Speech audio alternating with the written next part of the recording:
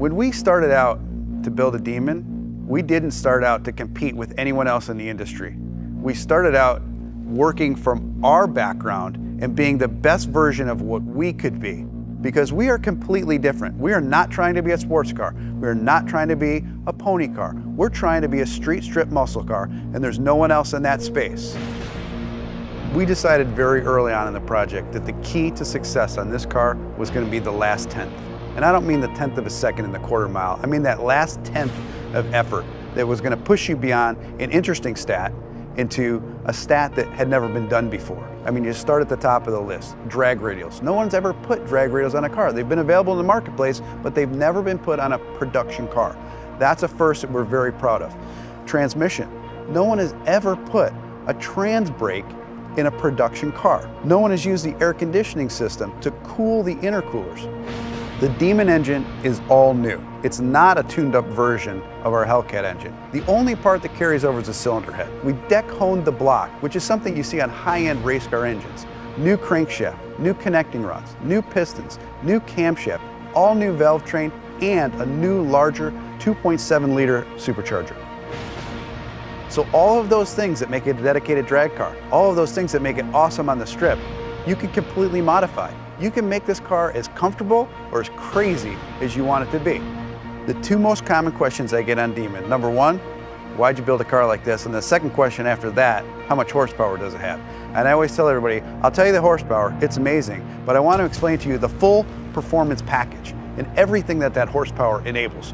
I'm going to walk you through a virtual run of what it's like to drive a Demon. You strap yourself into a 4-point harness, take your red key, fire up the most powerful V8 production engine ever put in a car. Put your car into drag mode. Once you go into drag mode, your suspension is already pre-calibrated for maximum lift off the starting line. Activate your line lock. Start spinning your drag radials. Get them hot and sticky, over 200 degrees. You literally have dripping rubber off of your tires. You creep to the starting line. Adrenaline is flowing. You're pre-stage. You're 7 inches away from launching this car. Trans brake, check. Torque reserve, check. Yellow, yellow, yellow, green, launch. You leave the starting line at 1.8 Gs, harder than any car has ever accelerated off the starting line.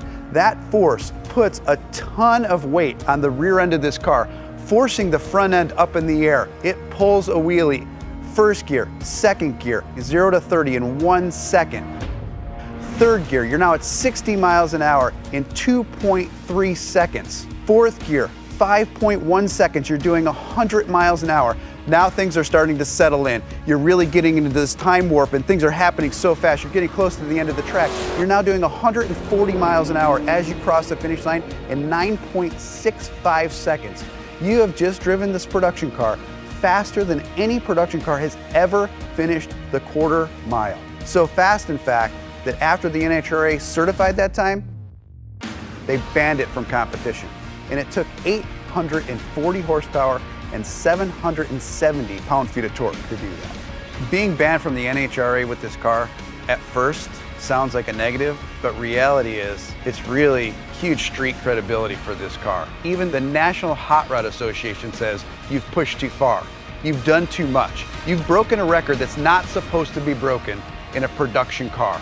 To me, that letter's a badge of honor.